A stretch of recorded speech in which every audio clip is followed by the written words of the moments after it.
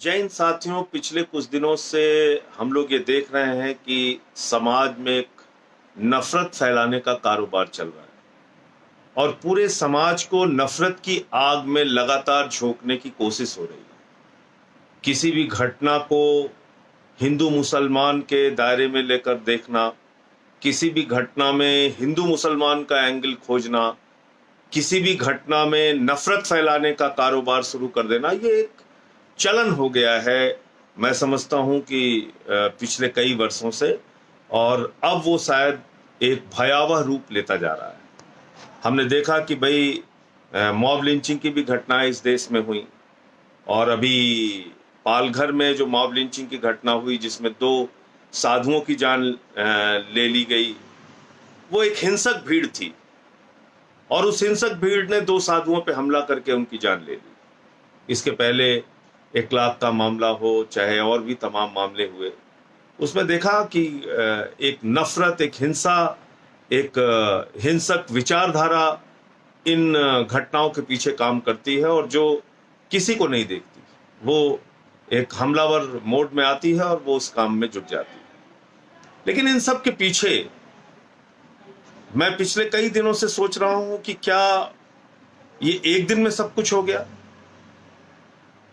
क्या ये आज जो परिस्थितियां हम लोगों को देखने को मिल रही हैं, जिस तरह से मीडिया के जरिए नफरत परोसी जा रही है, जिस तरह से खुलेआम मीडिया चैनल्स पे बैठ के, टीवी पे बैठ के एंकर्स भड़काने का काम करते हैं, 2 प्रवक्ताओं को आपस में लड़ाने का काम करते हैं और उस पर फिर गाली गलौज शुरू हो जाती है, फिर एक तरफ एक भक्तों की टीम लगती है, फिर उनके जवाब में कोई टीम लगती है। ये सब कुछ सोशल मीडिया पे और टीवी पे जो एक नफरत परोसा जा रहा है, कहीं ना कहीं ये उसकी वजह से है कि आज समाज बढ़ता जा रहा है और समाज में आज नफरत का विचार वो बहुत तेजी के साथ फैल रहा है।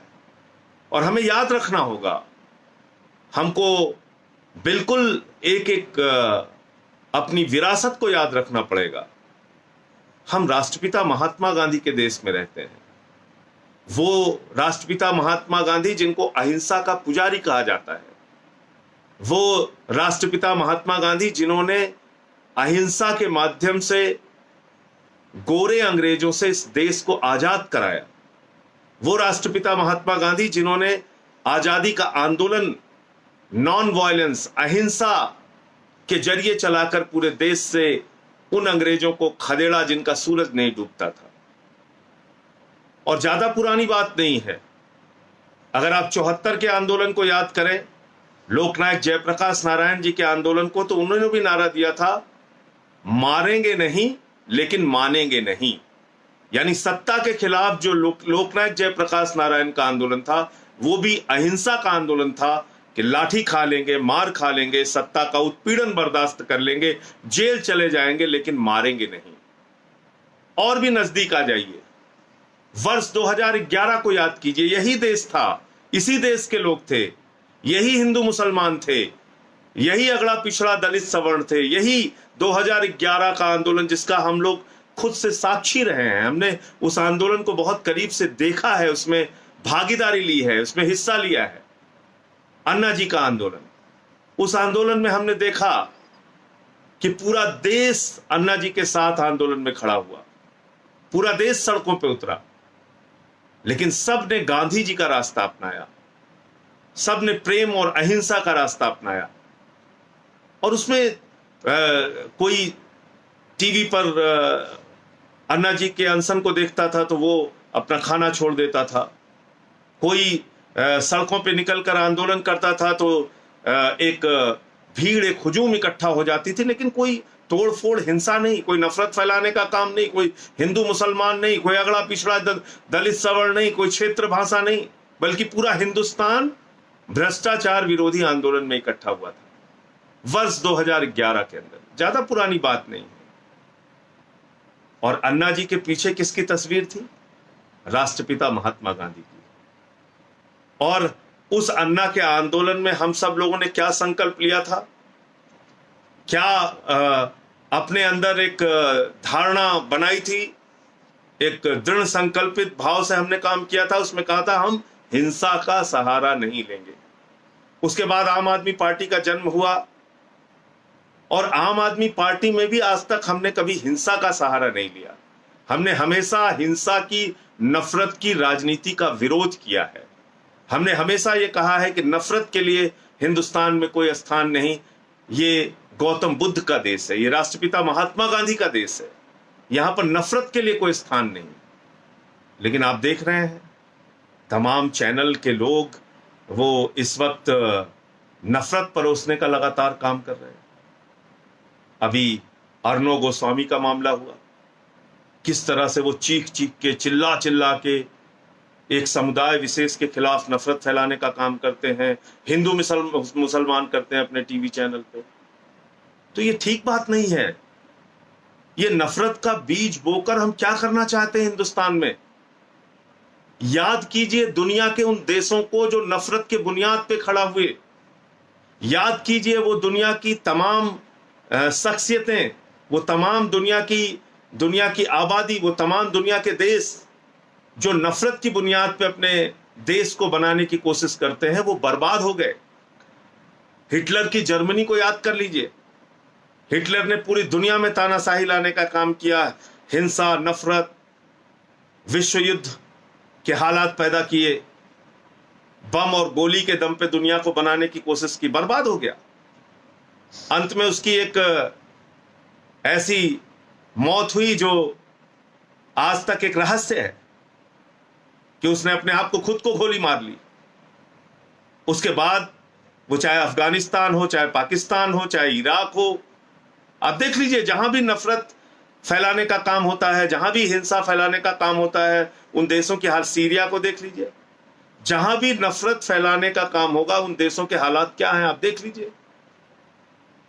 और कल मैं रवांडा के इतिहास को पढ़ रहा था, अफ्रीका का एक देश रवांडा, और ज्यादा पुरानी बात नहीं है, 1994 में वहां रेडियो के माध्यम से लगातार तुत्सीस के खिलाफ, वहां पे दो समुदाय थे, एक हुत्तू एक तुत्सी, हुत्तू और तुत्सी दोनों आदिवासी समुदाय हैं रवांडा में, और उन दोनों के खिलाफ लगातार नफरत फैलाने का कारोबार चलता रहा। और उसमें सबसे बड़ी भूमिका रेडियो की थी, सबसे बड़ी भूमिका रवांडा में चलने वाले मीडिया की थी। यूनाइटेड नेशन भी कुछ नहीं कर पाया, दुनिया के तमाम ताकतवर देश भी कुछ नहीं कर पाए। रेडियो पे खुलेआम अपील होती थी, तुत्सीस को मारो, तुत्सीस को मारो, अगर कोई दिखे तुम्हारे बगल तो उनकी हत्या कर दो। इस प्रकार का आह्वान होता था मीडिया के माध्यम से। और हुआ क्या रवांडा में 1994 में, जहां पे यूएन की सिक्योरिटी फोर्सेस भी थी, जहां पे संयुक्त राष्ट्र संघ भी मौजूद था, दुनिया के तमाम यूरोप के देश मौजूद थे। 8 लाख लोग उस बड़े नरसंहार में मारे गए। 8 लाख लोग, राष्ट्रपति मार दिया गया, प्रधानमंत्री मार दिया गया। ऐसा हिंसक समाज बना, किसी ने किसी की नहीं सुनी, एक दूसरे के कत्लेआम में जुट गए। हम कैसा देश बनाना चाहते हैं? हम हिंदुस्तान को रवांडा बनाना चाहते हैं? हम हिंदुस्तान को अफगानिस्तान के रास्ते पे ले जाना चाहते हैं? हम हिंदुस्तान को नफरत की बुनियाद पे बनाना चाहते हैं? उस गांधी के देश को जिसने हमें प्रेम और अहिंसा की शिक्षा दी,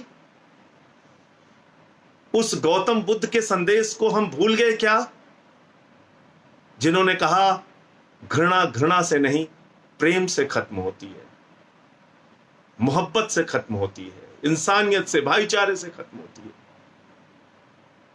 और हम अहिंसा के विचारों को भूल के, हम प्रेम भाईचारे के विचारों को भूल के, धर्मनिरपेक्षता के विचारों को भूल के, वसुधैव कुटुंबकम की जो हमारी विचारधारा है उसको भूल के हम आज एक दूसरे के खिलाफ नफरत फैलाने में लगे हुए हैं। ऐसे कोरोना के संकट के समय में, कोरोना का संकट जिससे पूरी दुनिया जूझ रही है, पूरा हिंदुस्तान जूझ रहा है, हर आदमी डरा हुआ है, भयभीत है, ऐसे समय में भी हम लोग नफरत फैलाने में लगे हुए हैं। एक दूसरे से के खिलाफ कितने आग उगल सकते हैं इस काम में लगे हुए हैं। आपसे निवेदन है, विनती है, हाथ जोड़कर प्रार्थना है, ये मत कीजिए। और इस सब के पीछे विचार कहीं ना कहीं जिम्मेदार होता है, सोच कहीं ना कहीं जिम्मेदार होती है। समाज का नेतृत्व, लोकतंत्र के जो 4 स्तंभ हैं वो क्या संदेश दे रहे हैं, ये कहीं ना कहीं बहुत महत्वपूर्ण होता है। यही देश था, मैंने कहा 2011 याद कर लीजिए, यही देश गांधी के रास्ते पर चला, अहिंसा के रास्ते पर चला, और यही देश आज 2020 आते आते हम कभी मॉब लिंचिंग के बारे में सुनते हैं, कभी हम दंगे फसाद के बारे में देखते हैं कि एक दूसरे के खिलाफ किस तरह से लोग हिंसक हो गए हैं, मारने काटने पे उतर आए हैं। तो इसलिए कृपा करके नफरत के समाचार सुनना बंद कर दीजिए, नफरत के जाल में फंसना बंद कर दीजिए, ज्यादा से ज्यादा गांधी के संदेशों को, क्योंकि अब तो सोशल मीडिया भी बहुत पावरफुल हो गया है।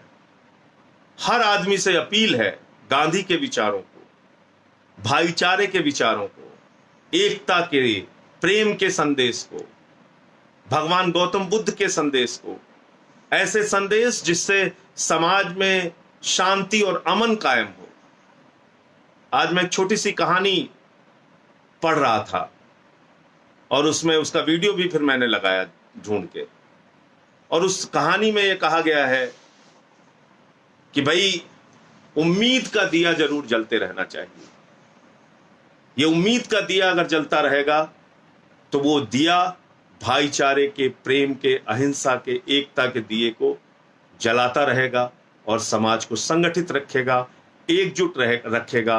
हिंदुस्तान खूबसूरत इसलिए है क्योंकि यहाँ अलग अलग रंग के फूल एक साथ रहते हैं।